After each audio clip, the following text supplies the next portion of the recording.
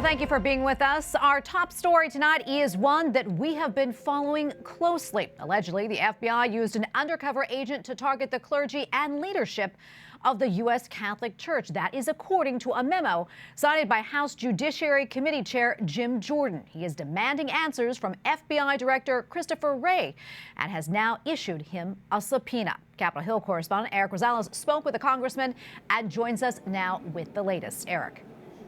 Well, good evening, Tracy. It is really hard to believe. Congressman Jim Jordan tells me that his office learned of the FBI action from an agency whistleblower. He went on to say that the evidence came from a memo out of the Richmond, Virginia office, but was circulated throughout the department.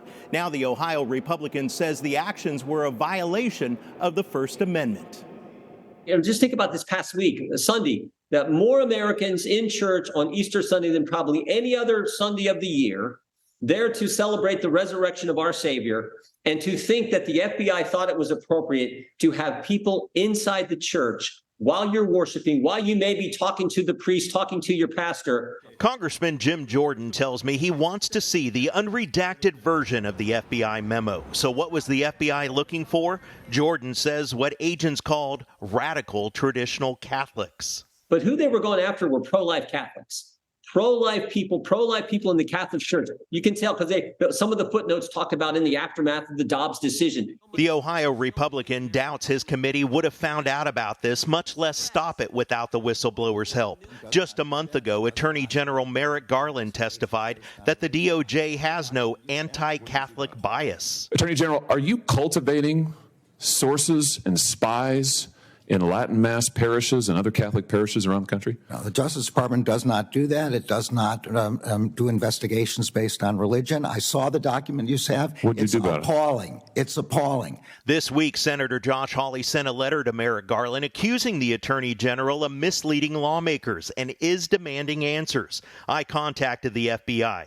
The agency tells me it, quote, received the subpoenas and remains fully committed to cooperating with Congress's oversight requests. The agency then referred me to comments Director Wray made before Congress on March 8th. We do not and will not target people for religious beliefs, and we do not and will not monitor people's religious practices. That's not acceptable. Congressman Jordan says, bottom line, the FBI's actions show a pattern, from parents being called domestic terrorists at school board meetings to pro-lifers like Mark Holk being arrested after the Dobbs decision. So when you really step back and look at it, it's basically, if you're a pro-life parent who's Catholic, it looks like you're being focused on here. It is important to note that I did contact Bishop Barry Nestout out of the Richmond, Virginia diocese, where, according to the FBI memo, FBI agents were undercover inside of his churches. Now, he called the leaked memo troubling and offensive to all communities of faith, and he says that it is a threat to religious liberties. I'll stay on top of this important issue at the Capitol. Erik Rosales, EWTN News Nightly.